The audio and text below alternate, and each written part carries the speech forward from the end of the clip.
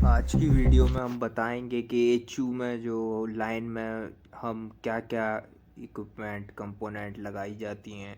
तो ये जो है मेरा एक सिंगल लाइन डायग्राम है। तो वाटर जो एंटर होता है वो चिल्ड वाटर सप्लाई जो एंटर होती है वो इस जगह से होती है, यहाँ से वाटर एंटर करता है। तो वाटर एंटर किया, वाटर एंटर करने के जस्ट बाद जो है इस सप्लाई में जो है हम जो है बटरफ्लाई वॉल्व लगाते हैं। बटरफ्लाई वॉल्व जो है वो लाइन को क्लोज कर देती है।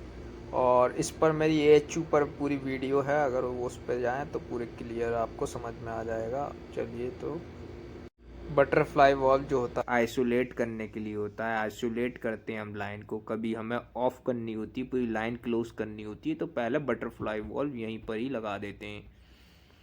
उसके बाद जो है हमारा वाई स्टेनर का यूज़ करते हैं। तो वाई स्टेनर का जो यूज़ करते हैं हम वो इसलिए करते हैं क्योंकि जो पाइप है, हमारा जो चिल्ड वाटर पाइप है, उसके अंदर कुछ डस्ट पार्टिकल्स आ जाते हैं। कुछ वेल्डिंग के पाइप में जो वेल्डिंग होती है उसके जो पॉइंट्स होते हैं, पार्टिकल्स, वो भी आगे चलते रहते हैं। अगर वो हमारे कॉइल में चले जाएंगे तो हमारा इफ़ेक्ट कर देगा, पूरा इम्पैक्ट पड़ेगा उसका, अच्छा नहीं रहेगा।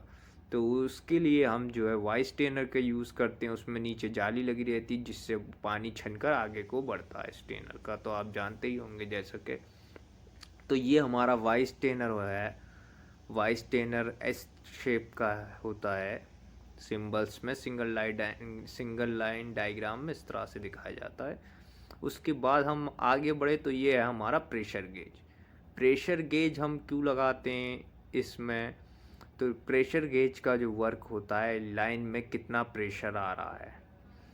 वाटर अगर लाइन में नहीं पहुंच रहा होगा तो प्रेशर गेज जो होगा, जैसे 5 बार से 2 बार हो गया, तो इसका मतलब जो है प्रेशर ठीक से नहीं आ रहा है, एचयू में प्रेशर नहीं आ रहा। तो इस हम समझ जाएंगे कि पानी सही से नहीं आ रहा। तो पंप्स जो हैं वो chilled water pumps, secondary pumps जो हैं वो वाटर सप्लाई सही से नहीं कर रहे हैं। तो प्रेशर अगर कम होगा तो इफ़िशेंसी कम हो जाएगी, कूलिंग कम हो जाएगी।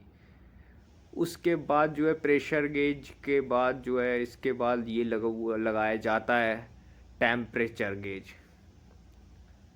तो टेम्परेचर गेज का जो काम होता है, यहाँ पर सप्लाई लाइन का टेम्परेचर जो चिलर से वाटर आ रहा है वो यहाँ पर कितना आ रहा है, क्योंकि हमें पता रहना चाहिए। अगर चिलर से ही वाटर का लेवल अगर कम आ रहा है तो एचयू में कूलिंग हो रही है नहीं हो रही, हम उसका अंदाज़ा आसानी से लगा सकते हैं। क्योंकि चिलर का वाटर जो है मेंटेन होकर यहाँ तक पहुँच रहा है या नहीं पहुँच रहा है, इसके लिए हम यहाँ पर जो है सप्लाई में जो है टेम्परेचर गेज लगाते हैं।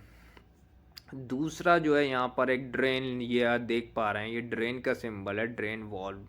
तो ड्रेन वॉल्व हम क्यों लगाते हैं? क्योंकि अगर हमें कभी मेंटेनेंस करना पड़े, यहाँ से जो बटरफ्लाई वॉल्व है उसे हम क्लोज कर दें, और क्लोज करने के बाद जो है यहाँ मेंटेनेंस चल रहा है, वाइस टेनर को अगर क्लीन करना है या प्रेशर गेज टेम्परेचर गेज को चेंज करना है, तो हम क्या करेंगे, यहाँ से बटरफ्लाई वॉल्व को क्लोज कर देंगे।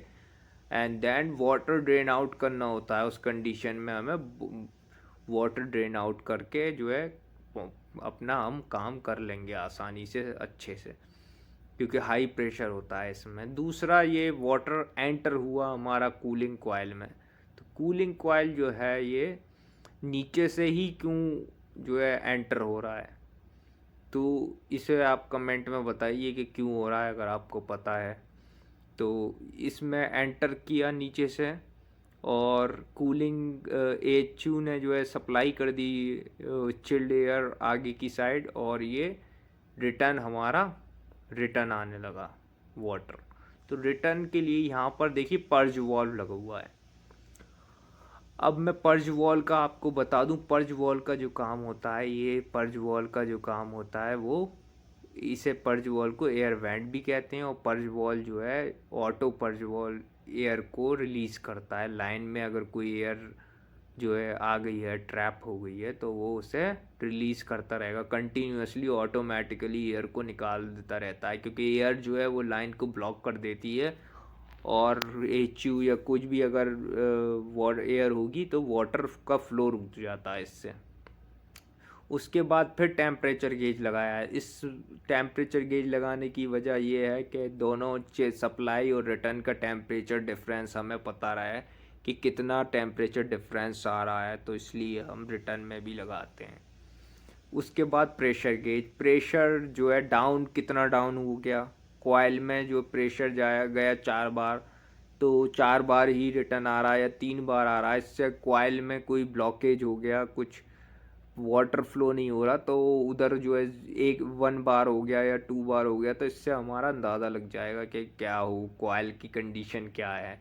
तो both side supply and return का प्रेशर और टेम्परेचर है, ये हम चेक करते हैं कंटिन्यूसली। उसके बाद जो गए हम एक बटरफ्लाई वॉल्व लगाया है, उसके बाद जो है प्रेशर इंडिपेंडेंट कंट्रोल वॉल्व लगाया है, ये 2 वे है।